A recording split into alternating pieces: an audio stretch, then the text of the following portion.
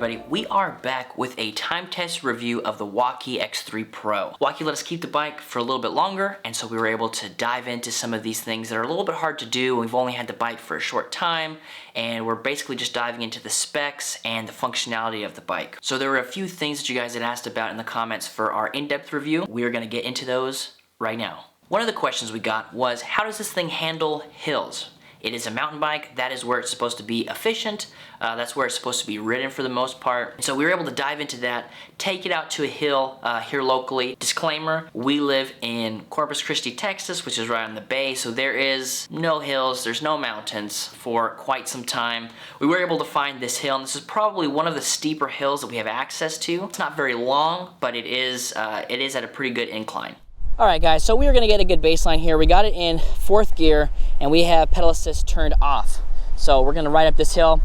I was looking at the camera that's up there on the hill.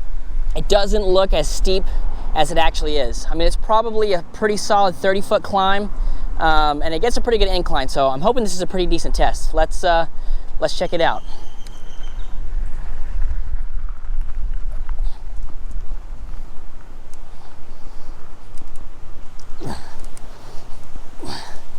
Yep, 4th gear was the wrong answer. Oh, okay, so it's difficult in 4th gear. Let's finish it out, walk it out, walk it out. Woo, okay, so again, we're gonna do 4th gear, we're gonna do pedal assist level 3.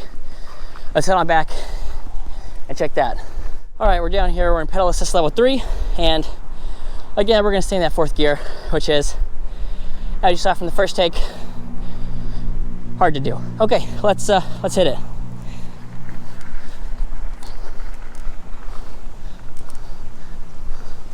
There we go, already getting some good power out of it.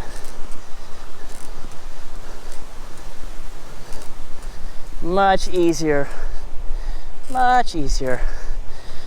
Okay, so yeah, without pedal assist, it's much more difficult than it is to do it with pedal assist. Who would have seen that coming?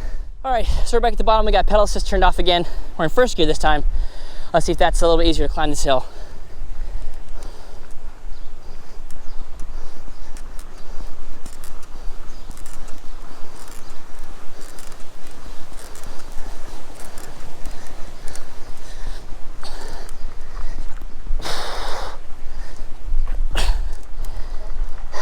Definitely doable, but man, I'm telling you, that's a lot steeper than it looks like. So we're able to see that the pedal assist is really able to help us get up those hills that are maybe a little bit more difficult to do without it. If I was not doing a test and say I was going for efficiency, I probably wouldn't have tackled that hill without pedal assist in the gear that I did, but that was for the demonstrational purposes of this video. So the lights on this thing are pretty bright.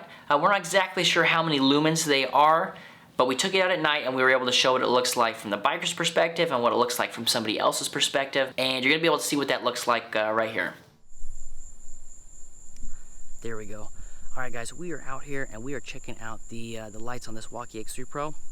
So we're out here, it's pretty dark. We got a couple street lights here, and we're just gonna see what sort of range we can get with this. And I'm gonna turn this light off, and then we'll see what it can do.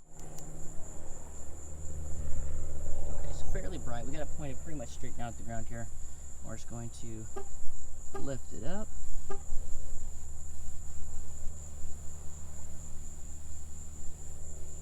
So we're getting a little bit of reflection from the truck up there.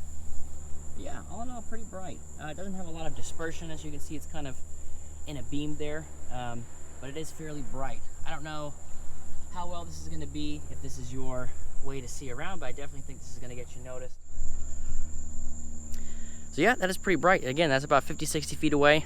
I can definitely see that there's something there. So when you're looking at the light pattern that this light gives off, it's definitely more of a focused in beam, and so maybe that's something that somebody would want when they're riding around at night. Some people prefer maybe more of a wider angle on the light there. It's really personal preference. As long as you can see what you're doing and you can do that safely and other people can see you, it just kind of adds to the safety aspect of having a light and being able to ride at night. So the X3 Pro comes with this pretty cool phone holder slash phone charger attachment. If you were gonna charge your phone, you could also use the computer. However, if you didn't want to use any of the battery from your bike and you just wanted to have something that you could carry around, pretty conveniently to charge up your phone. You can charge up that phone holder, have a little bit of battery when you're out there on the trails or out in the mountains. So the first question I had was, will it hold my phone? And I tested it out a little bit in the in-depth review. However, because I was using my own personal phone, I didn't really want to put it through its paces. After using it for a little while, I felt a little bit more comfortable with it, so I ended up putting my personal phone in it, took it out to a local park here. We are gonna take it off of some bumps, ranging anywhere from 4 inches to about 8 inches. And let's see how that handles with holding onto our phones. All right, so we're out here checking out the phone holder. It is fairly simple to operate. We're just gonna go over here and press this little button on the side, and that's gonna expand it. You got quite a range here, so I'm gonna be using a Galaxy Note. It has these little things that flip out at the bottom there. So we're just gonna set that in there. That keeps it from going down, and then you just tighten it. Do you guys fit? Okay. That looks pretty good. And we're just gonna ride around and test it. We're gonna leave the bike off for this demonstration so we can just focus on the phone here. All right, so just riding around the cement here, no issues. We'll pop in and off of the cement. Looks like the phone's holding pretty steady. Now let's check it out on some drops. I'm just gonna hit this drop real quick. Very nice. And let's pop up over here. Very nice. And we'll pop down once again. Yeah, I don't see any movement or anything. It looks like it's holding it firmly in place. So as you can see, it held onto the phone just fine. As far as the phone holding functionality of it, it works pretty good. Now, if you were doing something where you were riding mountain bike trails or you're really doing some more extreme riding with this thing, that's something you might want to upgrade. But for maybe the average person who's just going to be riding on some trails, maybe riding it on some streets, I feel like the phone holder does its job well. So one of the main questions with any e-bike is, how far will it go? We're gonna hop on the bike with a full charge, and we're just gonna ride it till it dies, and we'll see what happens. All right, guys, we got this thing fully charged, and we are gonna hop on it and ride it till we run out of juice. Let's go.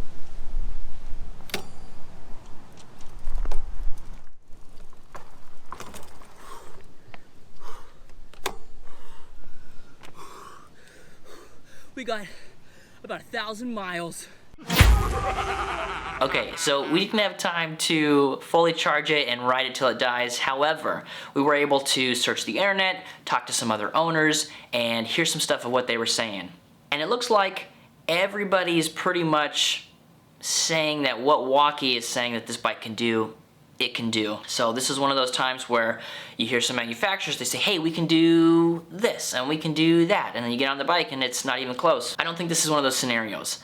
It looks like Wallke says, hey, the bike can do right around this, and it looks like people in real world testing are doing right about that. So that's cool to see that the advertisement is coming across as being very truthful and pretty accurate to what the bike's able to actually do. So the last thing we're going to talk about is the WPOS technology that Wallke uses in this particular e-bike. And what that's able to do is, if you're coasting, say down a hill or something like that, it's able to capture some of that energy and then store it as electrical energy. And that's going to allow you to ride further, faster, and more efficiently, and just add to the overall magic of what an e-bike can do. One of the most frustrating things as an e-bike owner, if you've ever experienced it, and I hope you don't, is you're getting ready to go for a ride and you forgot to plug your bike in.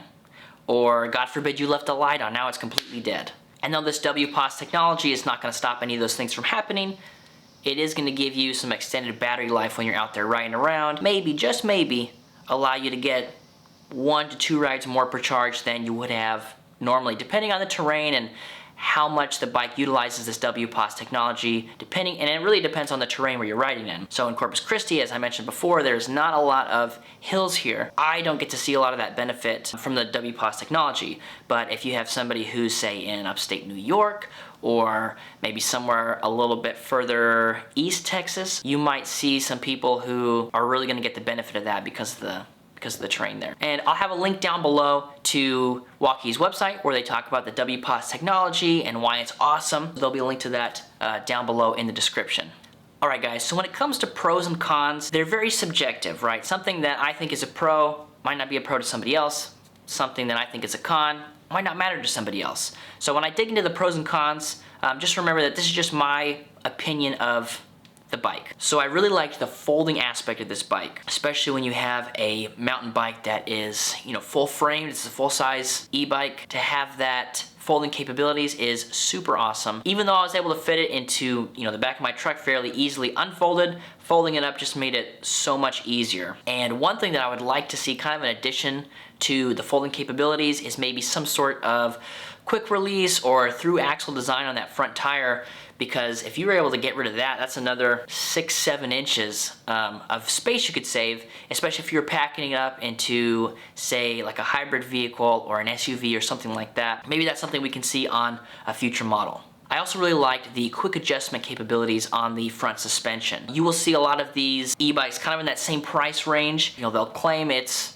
adjustable, and you gotta go through the whole rigmarole to get that done. With these quick adjustments on top of there, you can really kind of dial in your settings for you, for your terrain, and normally we kind of see that on a higher end bike. So it's cool that with this bike and where it's gonna be being ridden, right, mountains, trails, things like that, they went through the trouble to make sure that you can adjust that for your ride and your terrain. I also really like the colors that Wallke has. So they have the black one, and that's the one we have for our review. They also have this green color that I really enjoyed. Would have been cool to get one of the green colors. And Wallke just announced that they are releasing a tan version of the bike on all of the ones that are currently under pre-order. That would be really cool to see a tan version. Maybe we could get our hands on that with that new motor in there. If you're watching this, Wallke, please send me one of the tan ones. So I really like the display on this one. It was bright, colorful, easy to navigate. I know that there's a lot of talk between grayscale screens versus bright screens, and so I understand that. So if you love grayscale screens, please don't yell at me in the comments. I also enjoy that from time to time. If you're familiar with e-bike computers, you'll know that there are some out there, and I shall not name names,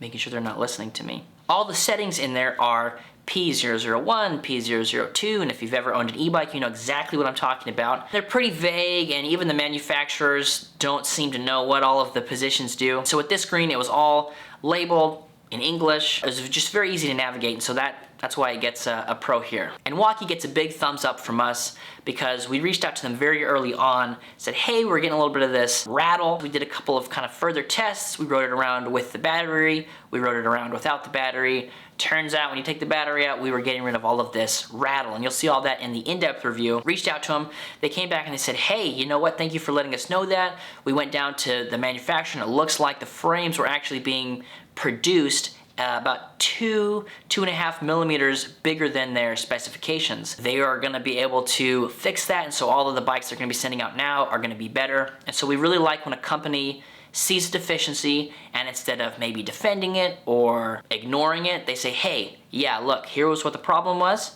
we fixed it, now we have a better product. And at the end of the day, that's really all the consumers want to see, is a company who is taking steps and having growth towards becoming a better company. Because if you get a bike and you like it, you enjoy it for 2 to 3 years, 4 years, 5 years, whatever it is, and at the end of that bike's life, you're like, hey, I'm looking for another e-bike. Well, this company has treated me really well, and I've followed their story, and they've made a bunch of improvements, and so that's somebody I want to continue to work with, and I feel like Wallke's doing a very good job of doing that so far. The cons. I think my biggest complaint with this bike is you actually have to use a plastic shim in order to get the seat post to fit securely into the seat post tube. Especially the places we're going to be riding this, mountains, trails. I would like to know that connection that's holding me up and holding me in that riding position is going to be a little bit more secure. So that's honestly probably my biggest complaint about the bike. If we could get a seat post that fits with the seat post tube that they have, that would be awesome. One of my other concerns as it relates to safety is we don't have any puncture protection or sidewall stripes on these tires as it comes. Now with the sidewall stripes, that is something that's a little bit more oriented for nighttime safety. Unless you're out in the mountains and the bears are driving around in cars, that's probably not going to be a big issue. It would be nice, but I don't think that's as big of a con for me as the fact that we don't have any puncture protection. So if we were able to get some puncture protection out of the box, that would be awesome. Now 4 inches is a pretty common size of tire, so you could upgrade those yourself. However, I would like to see that out of the box. And the last con here is I would like to see a bigger, beefier chain guard that comes with the bike. I mentioned it in the in-depth review where I said why we would want a chain guard. Thinking about where we're gonna be running this, you've got sticks, stones. A chain guard would help alleviate something getting in and jacking with the chain, knocking it off, messing with the teeth, anything like that. Alright guys, so that pretty much is going to cover it for our time-tested review of the Wallke X3 Pro. All in all, had a lot of fun with this bike. I feel like it handled really well. The pedal assist, smooth as butter. I mentioned that a couple times in the in-depth review, and if you want to watch that full in-depth review, you can check that out right here. Alright guys, if you liked that video, feel free to like and subscribe, and we will catch you on the next one.